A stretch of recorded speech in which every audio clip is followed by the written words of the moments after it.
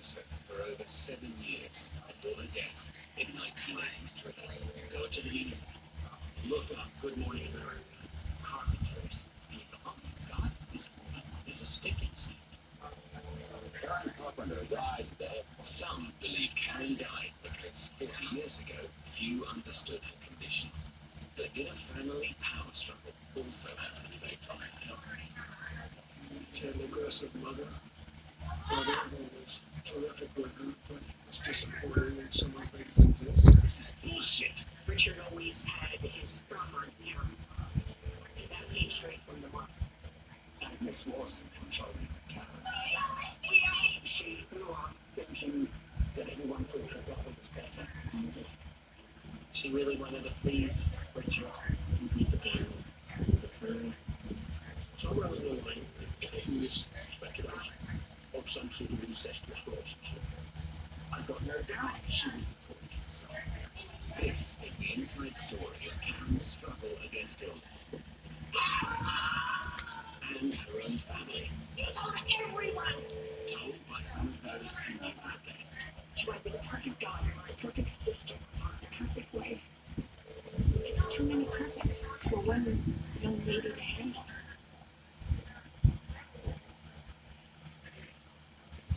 Karen, you'll know her. Okay, I'm my guy. Okay. In the summer of 1970, Karen and Richard Carpenter had the world at their feet.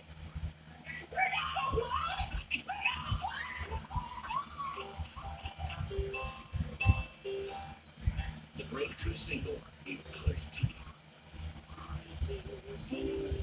Heard here, Karen's soothing voice and innocent demeanor. Yo no hay leche, te estoy diciendo ya. ¿Estás viendo? The track introduced Karen as one of the voices of her generation. And older brother Richard was a genius musical arranger. Back then, tracking that amount of vocals would not have been simple. That, wow, it is a hook in itself.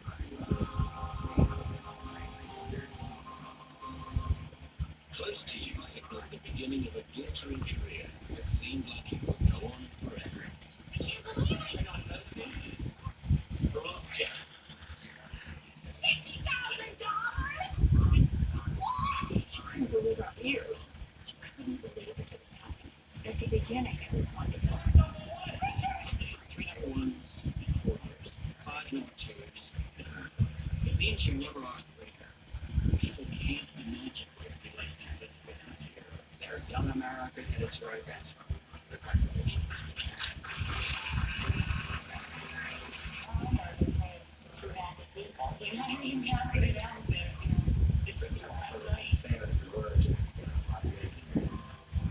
Karen and Richard were America's favorite brother and sister. But unseen in the wings, there was a third person thriving their success. Mother Agnes. As a teenager in the 60s, Richard dreamt of being a professional pianist. Karen wasn't quite so passionate. She was fun-loving, and he was very serious, all about the music. He would be rehearsing and playing, and we'd be outside playing. After school, we'd go down to her basement because Richard and his father had a phenomenal record collection. And we'd do homework, and then we'd listen to music. So it was always a fun time with Karen. She was just a funny kid. Raised in New Haven, Connecticut, Father Harold was a printer, but it was Mother Agnes who wore the pants. Agnes was a very strong woman. She was the boss, or the matriarch, I call her. She had a lot of anxieties. She was very fastidious, very goal-oriented, and very success-oriented. No, I have to say, Bing Crosby. Success was what Agnes wanted most of all for Richard. If I didn't know any better, I would swear Agnes was an Italian mother because the sun rose and set on Richard, and it was was all about the music and Richard's career. Anyway, Richard never quite saw it that way, but others did. When that happens, sometimes the younger sibling ends up feeling very insecure. And Karen was a very insecure girl. Karen worshipped Richard, something she expressed in a 1982 video. I did everything for Richard here. When he listened to music, I listened to music. It was unconscious, but we were so close. And I idolized him so much. Karen was also close to her mother, but Agnes only had eyes for Richard. Eating your breakfast, boy. You'll be honest. She just wanted to please her and wanted her to be proud of her. When Harold got a job in California, it was the perfect opportunity to relocate to LA, where Richard could more easily pursue a musical career. I know she didn't want to move to California. You know, what kid at 13 wants to leave all their friends? Desperate to show Agnes that she could be as good as Richard, Karen found the talent of her own.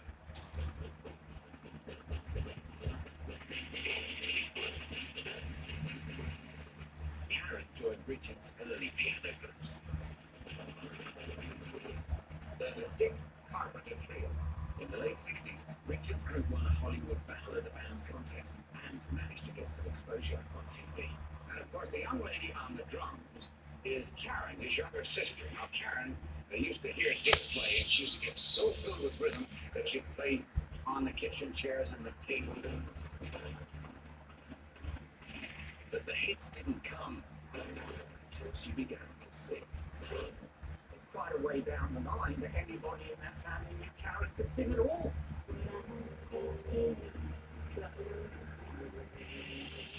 Karen's melancholy voice, heard here on the 1971 Rainy Days and Mondays, seems to hint at an inner sadness. In that song, there's a enormous emotion.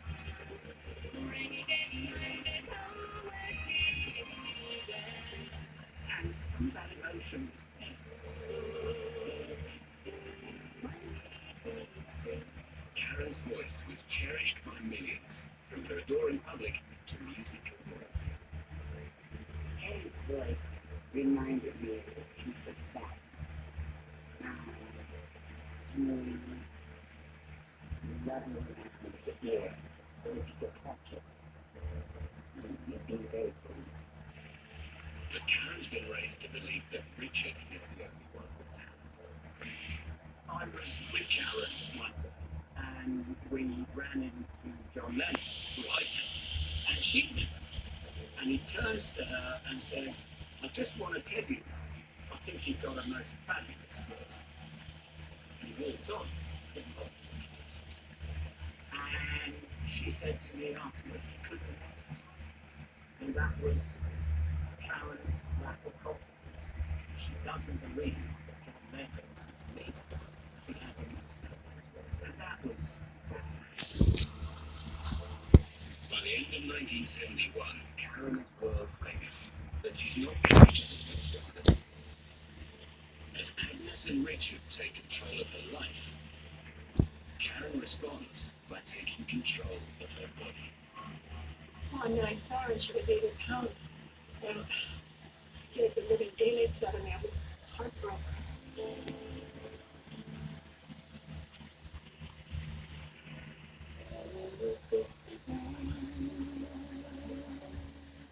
In the 1970s, we've only just begun.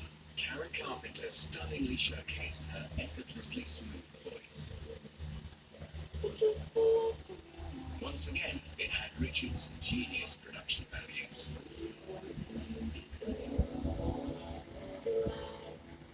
Richard turned that song into one of the great classics of all time. From the start, Richard's in control. On stage, Karen loves to sing and play drums, but Big Brother isn't having it. Karen would have naturally deferred to Richard, not because of gender,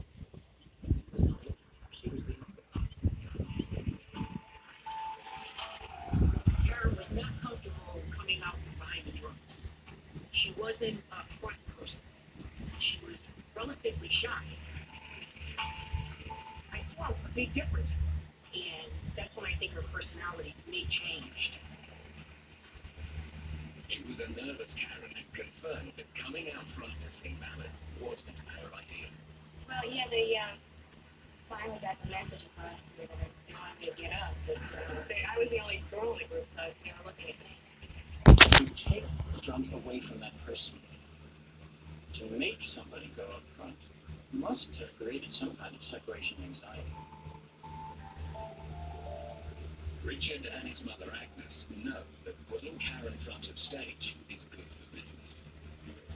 The Carpenters, the group, was a family business. I mean, it supported Karen, it supported Richard, and it supported the parents. But family pressure soon proves too much for Karen.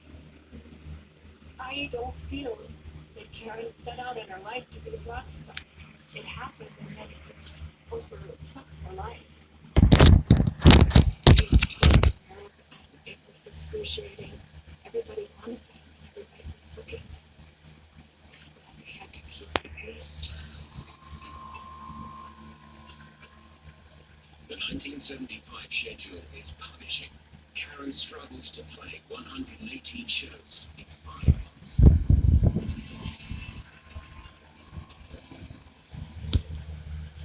Then, something in Karen snaps. Pero puñeta. Ay, coño. Normal dieting indicates an obsessive compulsion to lose weight. And really Making that transition, there was a drastic change in her body. So thin, so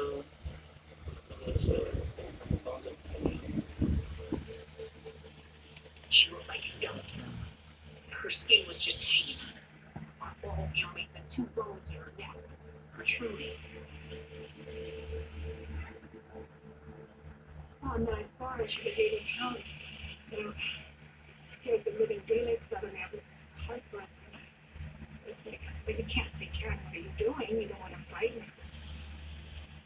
Weighing around 86 pounds, Karen's first warning comes in September. Days ahead of a tour for Japan and Europe, she's fans fearing the worst. Tear pressure. Maybe I did.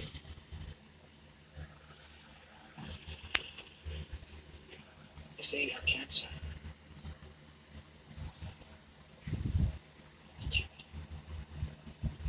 I'm exhausted. You don't need to.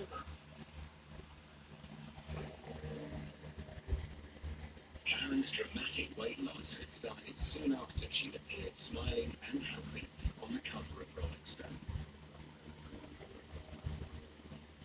Yet the roots of her problem arguably went right back to childhood.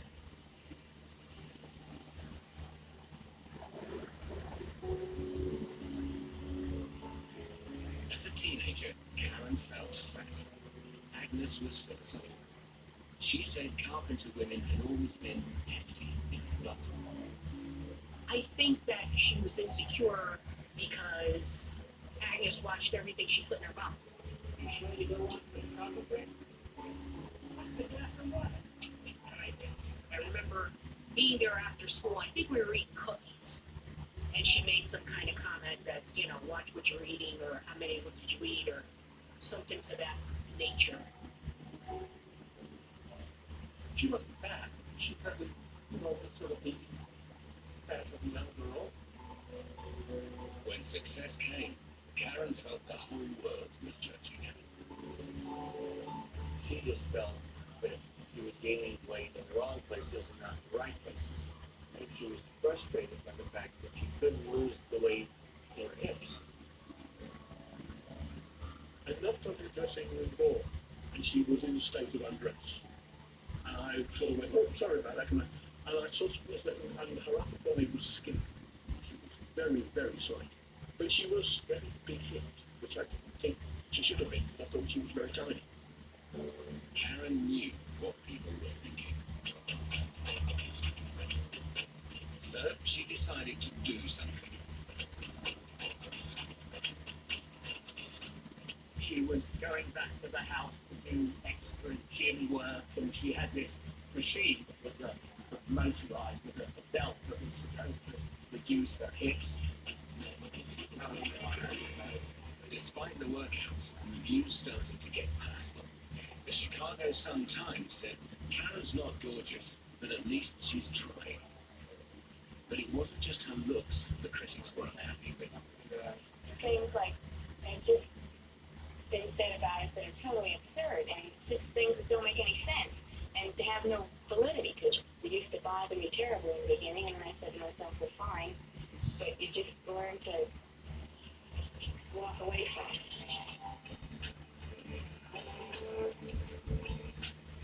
Hurt and confused, by summer 1974, Karen had slimmed to 115 pounds.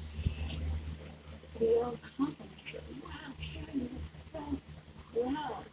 Look, oh my goodness, what did you do? And she did look amazing. Agnes recalled how even after being told she looked great, Karen couldn't stop dieting. It did say that she could return to lose weight. She wanted to be thin like she should everybody else. And so she get down to that 115, she looked perfect. As her weight dropped, Variety magazine couldn't resist the giant. Karen looks almost like a wraith. She should gown more becomingly. The press had noticed. But had Karen's mother? I don't believe that Agnes really thought something was wrong with Karen, or maybe she knew something was wrong, but didn't want to admit to it, because Agnes was always right. And so she probably feared that people would blame her. But she was a driven woman.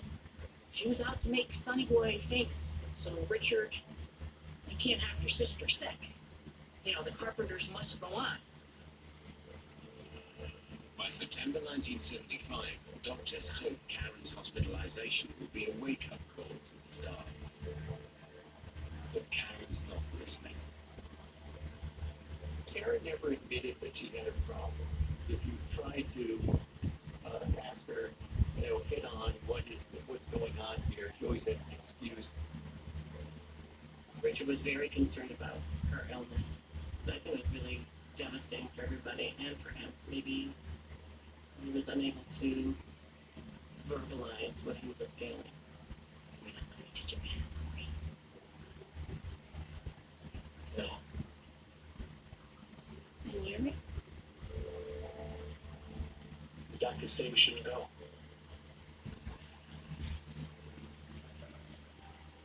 I'm letting you down. I'm sorry. Postponing the world tour, the band loses millions in revenue. Disappointed fans are told Karen has a colon problem. But after a short break, she's back at work again. In this 1976 promo for A Kind of Hush, Karen appears to have put on some weight, but her body still appears frail. When she came out on stage, the people were gasping. She was so thin. And I said to her, Karen, what's wrong with it? Horrible. Well, you're so thin, you look like you have cancer. For the first time, Karen's parents get an insight into what might be wrong with their daughter. Reader's Digest magazine has published an article about eating disorders. I had to write it down. Anorexia nervosa. Nervosa. Sure is one kind of a name, ain't it? I don't understand it. She's not including me. Karen's illness now has a name, though as Agnes struggles to accept her daughter's problem, That's bad. she's about to discover her son has one too.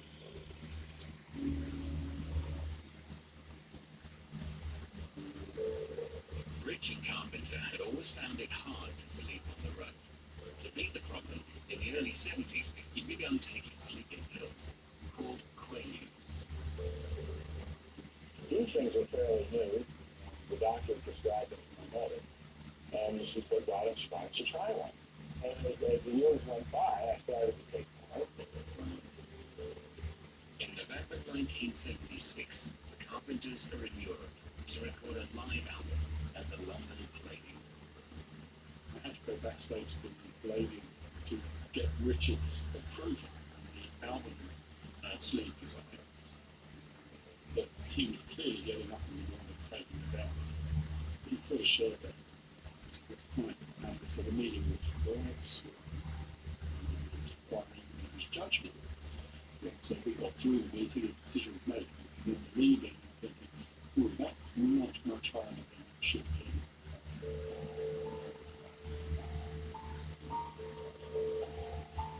By September 1978, Richard's habit reaches crisis point. The Carpenters are in Vegas, playing 28 shows at the MGM Grand. By now, Richard's so strung out on Quaaludes, he's struggling to perform on stage. Those pills are gonna kill you, Richard. What did you do to my kid? What today? Or yesterday? I said those pills are gonna kill you. Jeez. You could talk. Richard, you can't sleep. Your hands shake, you slur your words. Richard, you're addicted. Hello. You're right. How about this? I quit. Las Vegas. So, no more shows. Richard's decision to quit the Vegas shows early is a disaster for Karen. You quit? Not playing another night. Richard and Karen were just so close. They were like one person. What about the band, Rich? We got 30 crew on the payroll. We pay him off. She needed Richard. He was very talented. He was the arranger. He wrote the songs. She looked up to him because he was her older brother. I need it. It's over.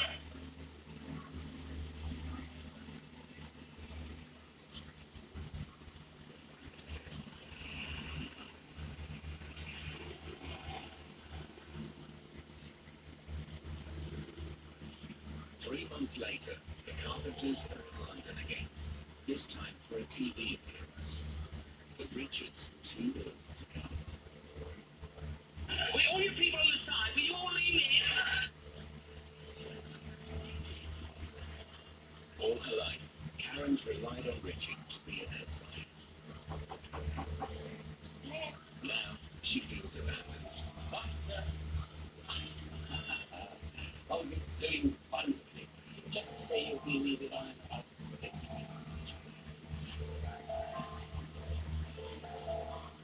She was worried about Richard. Something was up with him. And she wasn't worried about herself, she was worried about the brother.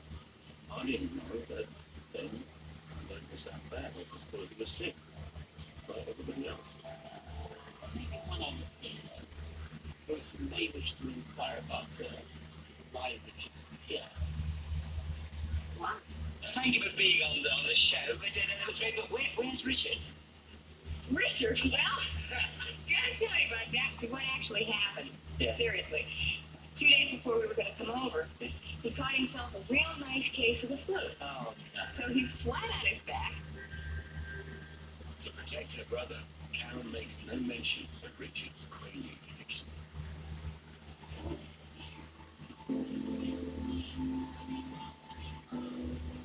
In Los Angeles, Richard's condition is worsening.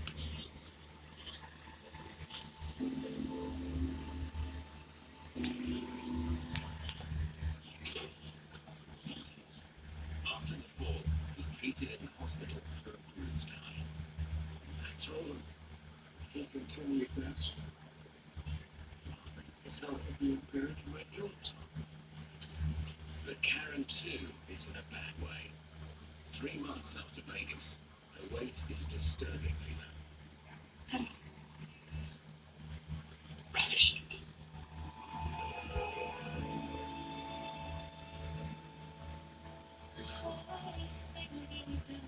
morning I need to be in love. Karen appears tired and gaunt. Something is crazy. She was in distress recently, but I didn't realize how sick she was. Joy. But she lost weight. She was looking stressed. Cut loose from Richard's control and his protection, Karen will retreat into a world of secrecy, self-loathing, violence, and lies.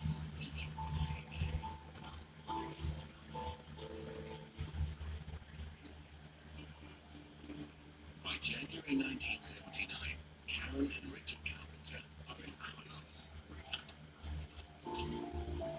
Addicted to prescription sleeping pills, Richard's taking an extended break to recover. In the throes of anorexia nervosa, his sister has now been starving herself on and off for 4 years. Her weight falling to as little as 80 pounds. I think the woman was extremely unhappy. I don't think anybody realized how depression was. Depression made Karen not eat. Both Karen and Richard desperately need help, but right now, only one of them is admitting it.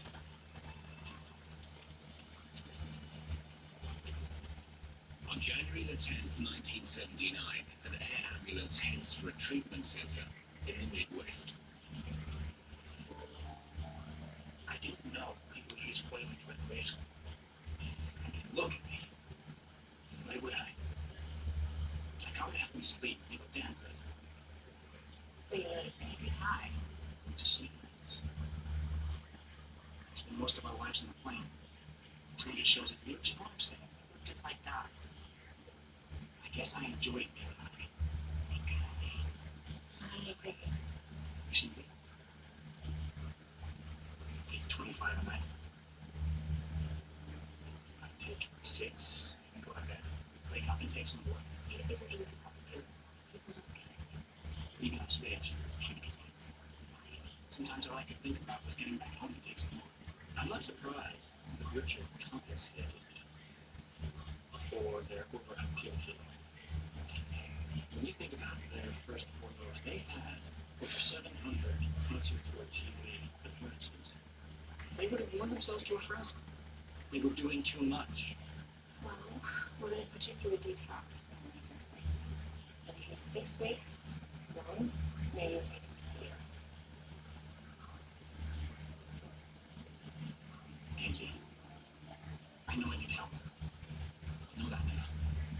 With Richard out of action, the Carpenters go into hibernation. But almost 9 years after their first hit, Karen has an idea. Can you hear the consider going solo? Sure. Wait. No, because it's too perfect right now to even spoil. So it's perfect just the way You're gonna do what? a solo album. What the hell are you talking about? A solo album? In her diary of January 79, Karen writes of a confrontation with Richard. Douglas. What's wrong with you? This has been going on for years now. You're starving yourself. You're overreacting. Karen wanted to strike out and see if she could do something by herself. And I believe he was threatened by it. Rich, you know I've always wanted to do my own thing. You need help, Casey. I need you to say it's okay. It was important that he give his blessing that she could do it. She must have felt terribly conflicted, terribly guilty. Richard was a lot like his mother. As controlling as Agnes was, he went right into Richard. Okay, you're freaking out. And by her doing a solo album, he wasn't in control. You think?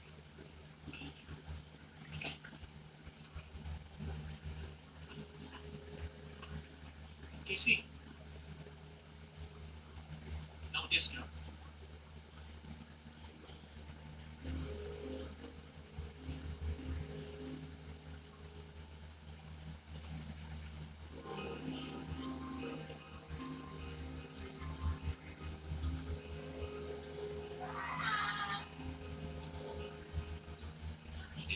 1979, Karen heads for New York.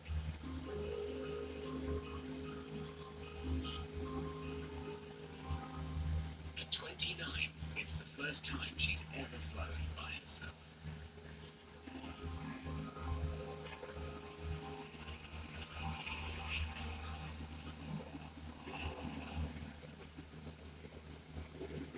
Have you ever seen one as big as this? This is fantastic. The man she hopes will reinvent her career is Grammy-winning producer Phil Rimmer. He's at the top of his game. The sticks, the tie.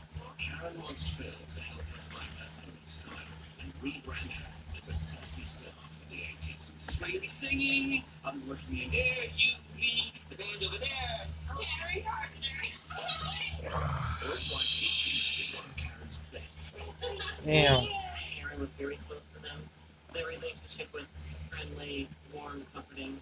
I'm nervous. Hey, we're gonna take good care of you. Trust me. They were an extended family for her.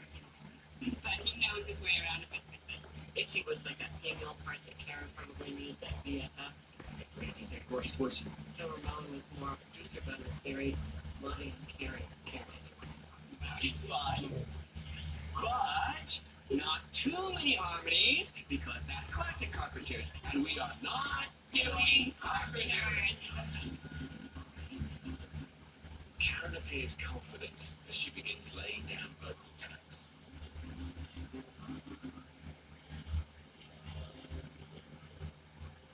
Yet behind closed doors, she's living a personal hell. As well as dieting, Karen's also flushing her body out with laxatives. She had this binge and purge where she was bulimic as well as anorexic. And then, she wanted to purge her body of whatever she ate. So either it was coming one way or going through her body another way.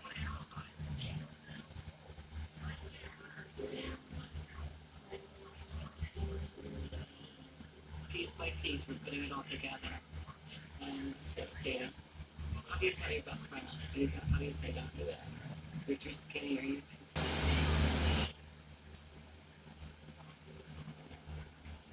Work on the album progresses, but staying over with Phil and Itchy, Karen's body kicks back.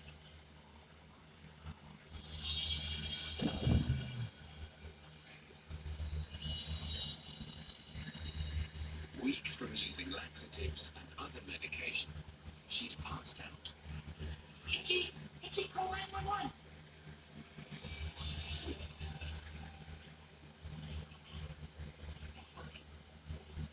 I said it. Oh my God, you hit on me. Hey, I'm just joking. I'm just joking. Karen fights off pressure to go to the hospital, Such but she's worried paramedics will leak the story to the press. I was wondering if you could keep this between you and me while I bring it back. This year. Sure, no problem. Karen's problem has been obvious to her friends for years, yet the star continues to frustrate them.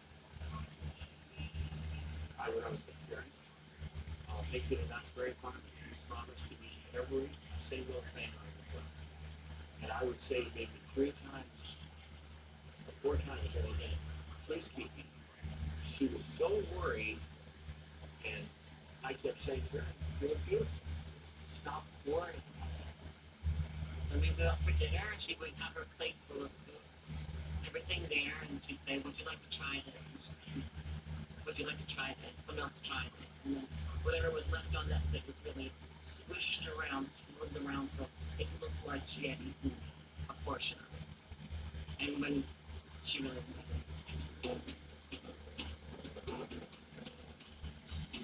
At the studio, Karen sometimes comes in early to practice drums.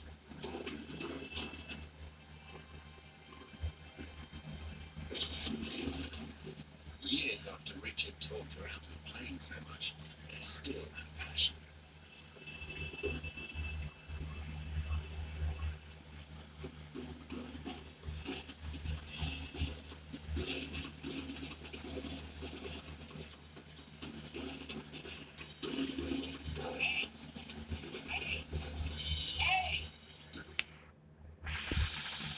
Who knew Buddy Rich was in the house?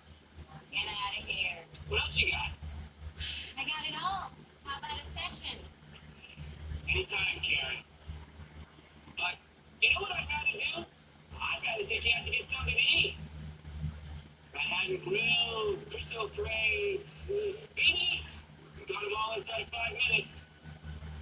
Sure, Phil. Sounds like a gas. Hey, listen. The thing is, when we get there, Karen, I actually want you to eat. She'd be so thin, she'd put on like 5 or 6 layers to hide it. You know, so that no one would notice. Those guards over coats, over glasses, so that we could see how thin she was. Jim, either I'm crazy or you've got to do the whole thing again. Look back then, it was worried. Worried because he hates you and no. Did she con us to an extent? And I say that in nicest of ways. Plenty of sugar in your life. That was so. But that's what happens with things. I just don't think any of us thought about it. After 9 months, Karen's solo album is complete. But Richard, now out of rehab, you see, hasn't heard any of it. No disco. One of the tracks on the solo album is called My Body Keeps Changing My Mind, and it's a straightforward disco song. The words to it are interesting because she talks about, I know it wouldn't be right, and take me home tonight.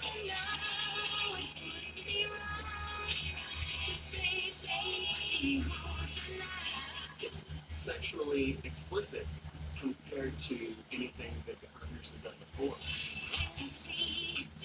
Compare that with a song like, say, Superstar, early on in the Carpenters' career.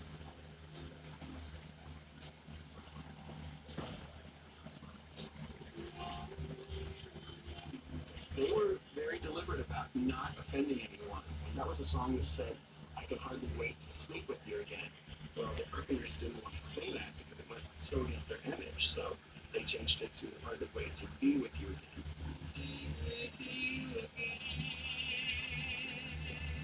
It was sort of the opposite of that with the solo album. They were looking for something that they considered to be more sexually aware, sexually mature, and My Body Keeps Changing My Mind is just one of many songs that were overtly sexual. In early 1980, Karen takes the album to record company bosses Herb Alpert and Jerry Moss. It's good. I like it. You know, Phil's a great guy. Oh, Jesus, gosh, that guy's a producer, huh? But artists like us, you know how it is. We make a record. It has to have a top 5 sell-through single. It's what makes the album go nuts.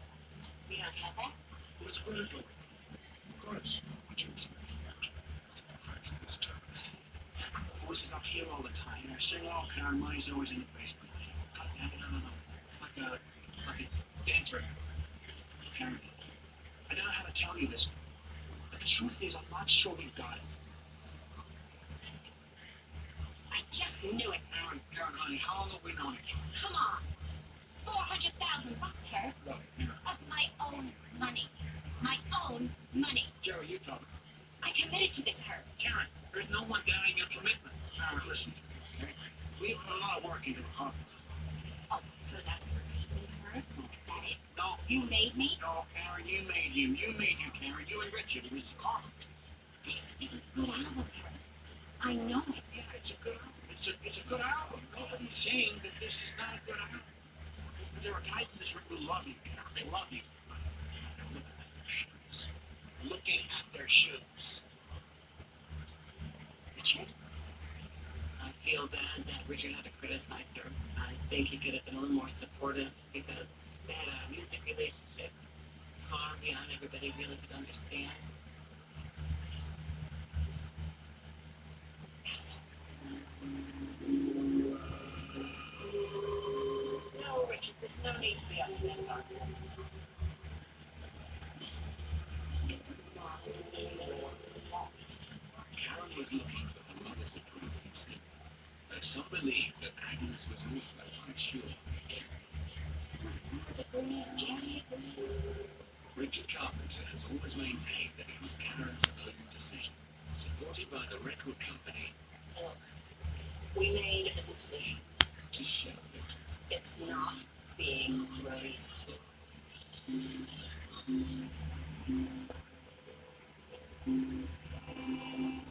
Richard's criticism hits Karen hard. Still abusing laxatives, she's put to work on a new Carpenter's record. Cabrón. But happiness eludes her.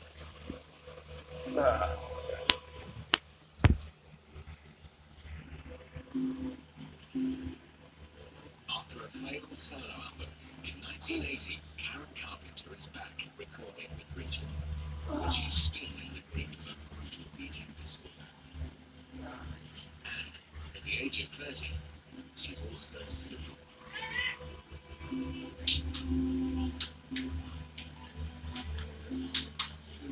Family of her own.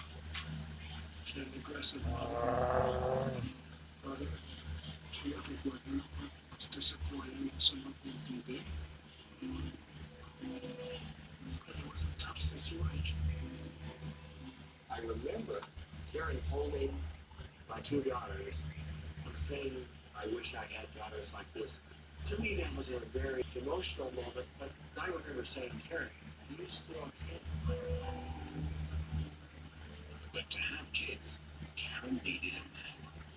And that was sometimes a problem for the folks back home. To shortchange Noah because she had to live and work with Richard. So her romantic life took a back seat to please Richard in many ways. And Carolyn, I guess. So sometimes she was lost on this. Over the years, how many of you have thought you were married? Quite a lot of times, right? No. I think the closeness that Richard and Karen had was an asset because they could communicate with their